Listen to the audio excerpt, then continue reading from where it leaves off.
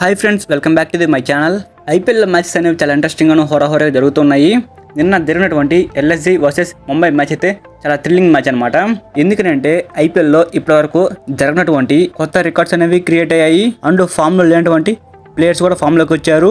And అదేవిధంగా ఐపీఎల్లో మొదటిసారి ఒక ప్లేయర్ రిటైర్డ్ హర్ట్ అవడం జరిగింది. అండ్ మరొక ఇంట్రెస్టింగ్ విషయం ఏమిటంటే ఈ మ్యాచ్లో రోహిత్ శర్మని అసలు ప్లేయింగ్ లెవెన్లోకి తీసుకోలేదన్నమాట.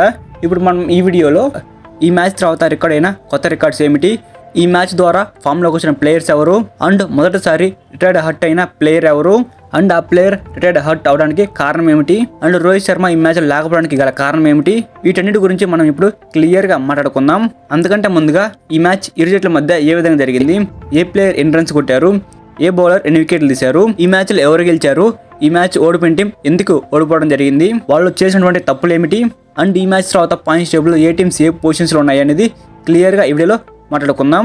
సో ఈ వీడియో అనేది చాలా ఇంట్రెస్టింగ్ ఉండబోతుంది. ఎక్కడ కూడా స్కిప్ చేయకుండా ఎండ్ వరకు చూడండి. ముంబై ఇండియన్స్ వర్సెస్ ఎల్ఎస్జీ మ్యాచ్లో మొదట ముంబై ఇండియన్స్ టాస్ గెలిచి బౌలింగ్ ఎంచుకుంది.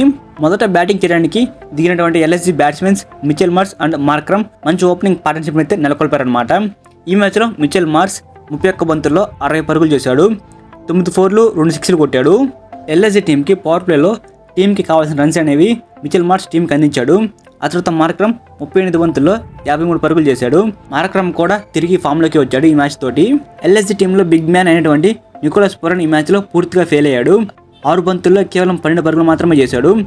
అండ్ రిషబ్ పంత్ ఈ మ్యాచ్లో 2 పరుగులు మాత్రమే చేశాడు. రిషబ్ పంత్ని ఈ సీజన్లో ఎల్ఎస్జీ టీం 27 కోట్ల రూపాయలు పెట్టి సొంతం చేసుకోవడం జరిగింది. కానీ ఆ ప్రైజ్కి తగ్గట్టుగా ఈ సీజన్లో రిషబ్ పంత్ రన్స్ అనేవి తన బ్యాట్ నుంచి రావటం లేదు. సో రిషబ్ పంత్ బ్యాటింగ్ మీద అయితే చాలా విమర్శలు అనేవి వస్తున్నాయన్నమాట. ఆ తర్వాత ఆయుష్ బోధోని 19 బంతుల్లో 30 పరుగులు చేశాడు. అండ్ డేవిడ్ మిల్లర్ 14 బంతుల్లో 27 పరుగులు చేశాడు. అండ్ నెక్స్ట్ అబ్దుల్ సమాద్ 4 పరుగులు, షార్దుల్ ఠాకూర్ 5 పరుగులు, ఆకాశ్దీప్ డక్అవుట్ అయ్యాడు. అండ్ ఆవేష్ ఖాన్ 2 పరుగులు చేశాడు. ఎల్ఎస్జీ టీంలో ఎక్కువ పరుగులు చేసింది Mitchell Marsh and Markram. Mitchell Marsh ఈ మ్యాచ్ 60 పరుగులు చేశాడు. అండ్ మార్క్రమ్ 53 పరుగులు చేశాడు.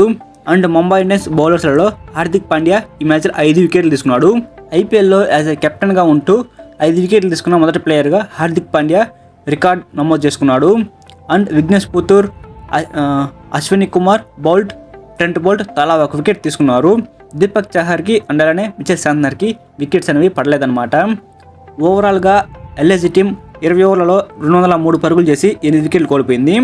ఈ టార్గెట్ని చేసేందుకు బ్యాటింగ్ చేయడానికి బరిలో దిగిన Mumbai Indians team Will Jacks 5 పరుగులకి అవుట్ అయ్యాడు. అండ్ రియాన్ రికల్టన్ 10 పరుగులకి అవుట్ అయ్యాడు.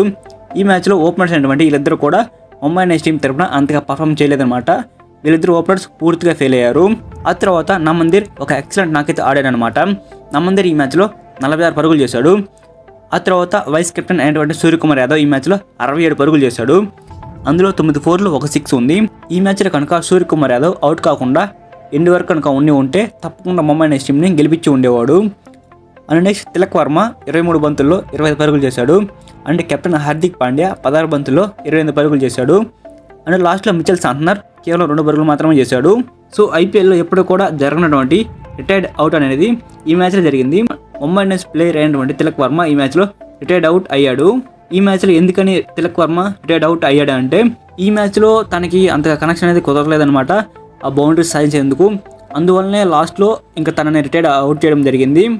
ఇలా బిగ్ టార్గెట్ని చేసేటప్పుడు ఇలా కనుక పర్ఫార్మెన్స్ చేసి T20 ఫార్మాట్లో ఇలానే చేయక తప్పదు. రవి బిష్నాయ్ తప్ప రిమైనింగ్ బౌలర్స్ అందరూ కూడా తలా 1 వికెట్ తీసుకున్నారు. ఈ మ్యాచ్లో ముంబై ఇండియన్స్ టీం 20 ఓవర్లు పూర్తయ్యే సమయానికి 191 పరుగులు చేసి 5 వికెట్లు కోల్పోయింది. లక్నో సూపర్ జైంట్స్ ఈ మ్యాచ్లో 12 పరుగుల తేడాతో ముంబై ఇండియన్స్ టీం మీద ఘన విజయం సాధించింది. అండ్ ఈ మ్యాచ్ తర్వాత పాయింట్స్ టేబుల్లో ఏ టీమ్స్ ఏ పొజిషన్స్లో ఉన్నాయని ఒకసారి చూసుకుంటే పాయింట్స్ టేబుల్లో మొదటి ప్లేస్లో పంజాబ్ కింగ్స్ టీం ఉంది. 2 మ్యాచ్లు ఆడితే 2 మ్యాచ్లు కూడా గెలిచి ఉంది. అండ్ సెకండ్ ప్లేస్లో ఢిల్లీ క్యాపిటల్స్ టీం ఉంది. 2 మ్యాచ్లు ఆడితే 2 మ్యాచ్లు గెలిచి ఉంది. అండ్ థర్డ్ ప్లేస్లో ఆర్సీబీ టీం ఉంది. 3 మ్యాచ్లు ఆడితే 2 మ్యాచ్లు గెలిచి ఉంది. అండ్ ఫోర్త్ ప్లేస్లో గుజరాత్ టైటన్స్ టీం ఉంది. 3 మ్యాచ్లు ఆడితే 2 మ్యాచ్లు గెలిచి ఉంది. అండ్ ఫిఫ్త్ ప్లేస్లో కేకేఆర్ టీం ఉంది. 4 మ్యాచ్లు ఆడితే 2 మ్యాచ్లు గెలిచి ఉంది. అండ్ సిక్స్త్ ప్లేస్లో ఎల్ఎస్జీ టీం ఉంది. 4 మ్యాచ్లు ఆడితే 2 మ్యాచ్లు గెలిచి ఉంది. అండ్ సెవెంత్ ప్లేస్లో ముంబై ఇండియన్స్ టీం ఉంది. 4 మ్యాచ్లు ఆడితే 1 మ్యాచ్ గెలిచింది. అండ్ ఎయిత్ ప్లేస్లో సిఎస్కే టీం ఉంది. 3 మ్యాచ్లు ఆడితే 1 మ్యాచ్ గెలిచింది. అండ్ నైన్త్ ప్లేస్లో ఆర్ఆర్ టీం ఉంది. 3 మ్యాచ్లు ఆడితే 1 మ్యాచ్ గెలిచింది. అండ్ 10th ప్లేస్లో ఎస్ఆర్హెచ్ టీం ఉంది. 4 మ్యాచ్లు ఆడితే 1 మ్యాచ్ గెలిచింది. సో ఇదనమాట ఈ మ్యాచ్ తర్వాత పాయింట్స్ టేబుల్లో ఏ టీమ్స్ ఏ పొజిషన్స్లో ఉన్నాయనేది. సో ఈ మ్యాచ్ తర్వాత ఐపీఎల్లో నమోదైన సరికొత్త రికార్డ్స్ ఏమిటంటే ఐపీఎల్లో కెప్టెన్స్ చేస్తూ 5 వికెట్లు తీసుకున్న బౌలర్గా హార్దిక్ పాండ్యా సరికొత్త రికార్డు నమోదు చేసుకున్నాడు. అండ్ ఈ మ్యాచ్ ద్వారా ఫామ్లోకి వచ్చిన ప్లేయర్స్ ఎవరెవరంటే ముంబై ఇండియన్స్ టీంలో నమందీర్ అండ్ సూర్యకుమార్ యాదవ్ అయితే మంచి ఫామ్లోకి వచ్చారు. అండ్ ఆ తర్వాత ఎల్ఎస్జీ టీంలో ఫామ్లోకి వచ్చిన ప్లేయర్స్ ఎవరంటే మార్క్రమ్. మిచెల్ మార్ష్ ఈ సీజన్ స్టార్టింగ్ నుంచే మంచి ఫామ్లో ఉన్నాడు.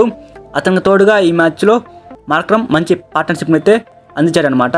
మార్క్రమ్ కూడా ఈ మ్యాచ్ తోటి మంచి ఫామ్లోకి వచ్చాడు. సో వీళ్ళనమాట ఈ మ్యాచ్ ద్వారా ఫామ్లోకి వచ్చిన ప్లేయర్స్. అండ్ ఈ మ్యాచ్లో రిటైర్డ్ అవుట్ అయిన ప్లేయర్ తిలక్ వర్మ. ఎందుకంటే ఈ మ్యాచ్లో తిలక్ వర్మ 23 బంతుల్లో 25 పరుగులు చేశాడు. కానీ అక్కడ వాళ్ళకి ముందుండేది బిగ్ టార్గెట్ అనమాట. తిలక్ వర్మకి ఈ మ్యాచ్లో కనెక్షన్ అనేది సరిగ్గా కుదరలేదనమాట. బాల్ టు బాల్ మాత్రమే రన్ వస్తుంది. బౌండరీస్ అనేవి ఈ మ్యాచ్లో తన బ్యాట్ నుంచి రావడం లేదు. అందుకని తిలక్ వర్మని ఈ మ్యాచ్లో ముంబై ఇండియన్స్ టీం రిటైర్ చేశారు. సో నిన్నటి మ్యాచ్లో రోహిత్ శర్మ ఎందుకని టీంలో ఆడలేదంటే తనకి ఇంజరీ అనేది ఉందన్నమాట. ఆ ఇంజరీ వల్ల తను నిన్నటి మ్యాచ్లో ఆడలేదని చెప్పి వార్తలు అయితే వస్తున్నాయి. కానీ దీని గురించి నిన్నటి మ్యాచ్లో అఫీషియల్ అనౌన్స్మెంట్ అనేది ఎలాంటిది కూడా లేదనమాట. సో ఇంజరీ ఉన్నప్పటికీ కూడా తను నెట్స్లో ప్రాక్టీస్ చేస్తున్నట్లు వార్తలు అయితే వస్తున్నాయి అనమాట. సో నా యొక్క పర్సనల్ ఒపీనియన్ ఏమిటంటే రోహిత్ శర్మ ఈ మ్యాచ్లో లేకపోవడానికి కారణం తను ఫామ్లో లేకపోవడమే అని అనిపిస్తుంది. సో చూస్తూనే ఉన్నాము ఈ ఐపీఎల్ స్టార్టింగ్ నుంచి కూడా తను ఒక మ్యాచ్లో కూడా సరిగ్గా పర్ఫామ్ చేయలేదు. సో అందువలన ఈ మ్యాచ్లో రోహిత్ శర్మని బెంచ్కే పరిమితం చేశారా అని నా పర్సనల్ ఒపీనియన్ అనమాట. సో దీని గురించి మీరేమనుకుంటున్నారో కింద కామెంట్ చేయండి. So this is all about today video. So ఈ వీడియోకి ప్రతి ఒక్కరు కూడా ఒక లైక్ చేయండి. సో ఈ వీడియో ద్వారా మీరు ఒక వాల్యుబుల్ ఇన్ఫర్మేషన్ తెలుసుకున్నారు అని అనుకుంటున్నాను.